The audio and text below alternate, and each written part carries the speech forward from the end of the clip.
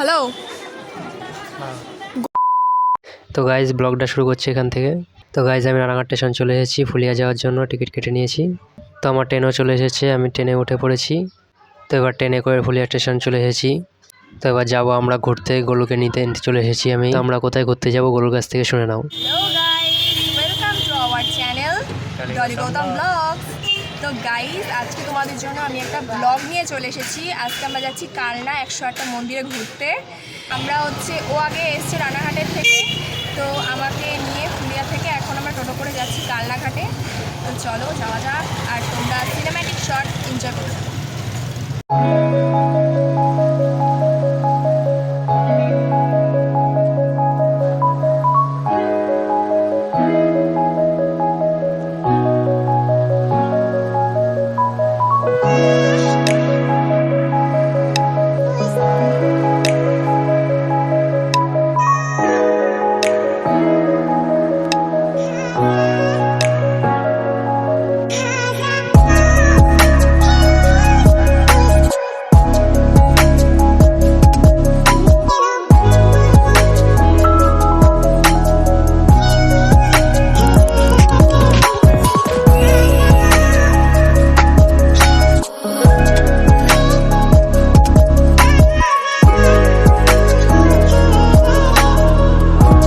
তো গাইস, আমরা এই ফেরিঘাটে চলে এসেছি। কালনা যে ফেরিঘাটটা মেন, তো এটাকে বলা হয়। তো দেখতে পাচ্ছ খুব সুন্দর একটা জায়গা। আর আমরা হাঁটতে হাঁটতে মন্দিরে পৌঁছে গেছিলাম, তার কারণ ওখান থেকে বেশিক্ষণ দূর ছিল না। 10-15 মিনিটের মধ্যে তোমরা হেঁটে চলে যেতে পারবে। আর আমরা হাঁটতে হাঁটতে পৌঁছেও গেছি মন্দিরে। তো গাইস, আমরা কালনাঘাট থেকে হাঁটতে হাঁটতে তো চলে এসেছি এখানে, মানে 108 মন্দিরের কাছে। কী হলো? হ্যাঁ, তুই কি আগে এই জায়গায় এসেছিস একবার? তো গাইস, ওর প্রথমবার, বাট আমার সেকেন্ড বার। তো চলো যাওয়া যাক। ওকে মানে আমি ওকে ঘোরাতে নিয়ে এসেছি অ্যাকচুয়ালি এখানে। তো চলো যাওয়া যাক।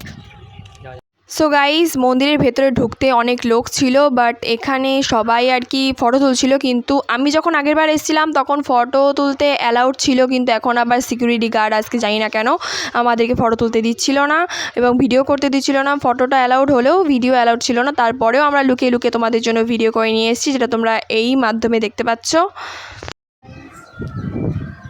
তো গাইস, এটা হচ্ছে আর একটা মন্দির। আর এখানে দেখতে পাচ্ছ প্রত্যেকটা দেওয়ালের গায়ে এত সুন্দর সুন্দর মানে আঁকানো, এত সুন্দর সুন্দর কাজ এখানে, মানে হাতে কি সুন্দর কাজ করে এখানে দেখতে পাচ্ছ কত সুন্দর ডিজাইন করেছে। আসো তোমাদের আরো দেখাই।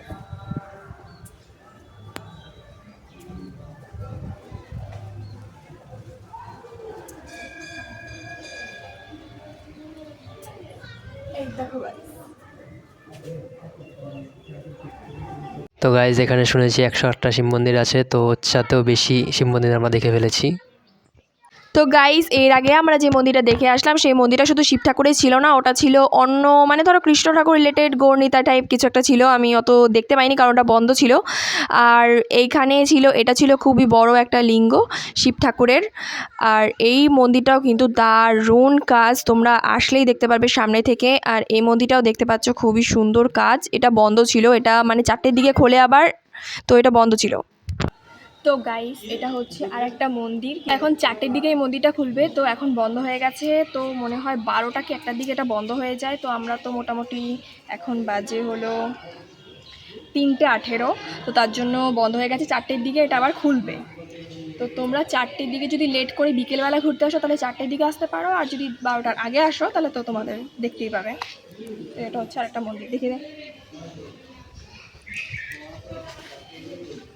তোর মন্দিরগুলো কেমন লাগছে?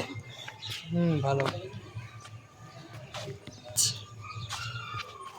অনেক সুন্দর সুন্দর কাজ আছে এর মধ্যে, দেখো।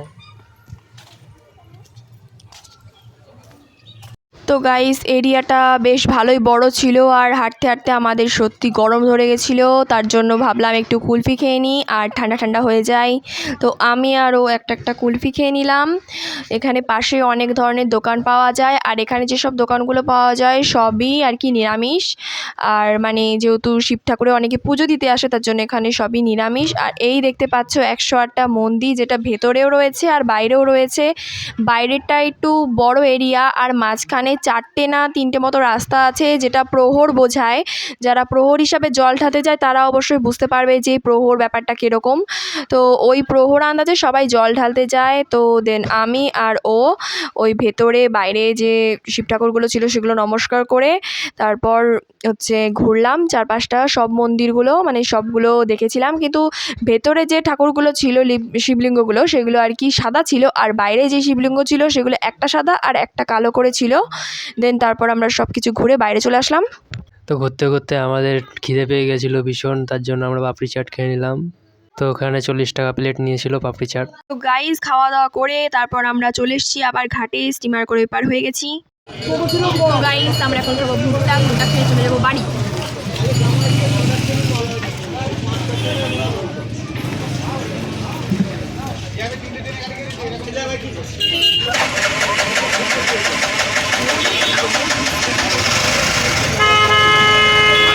গাইজ আমরা কালনা থেকে চলে এসেছি 108টা মন্দির দেখে।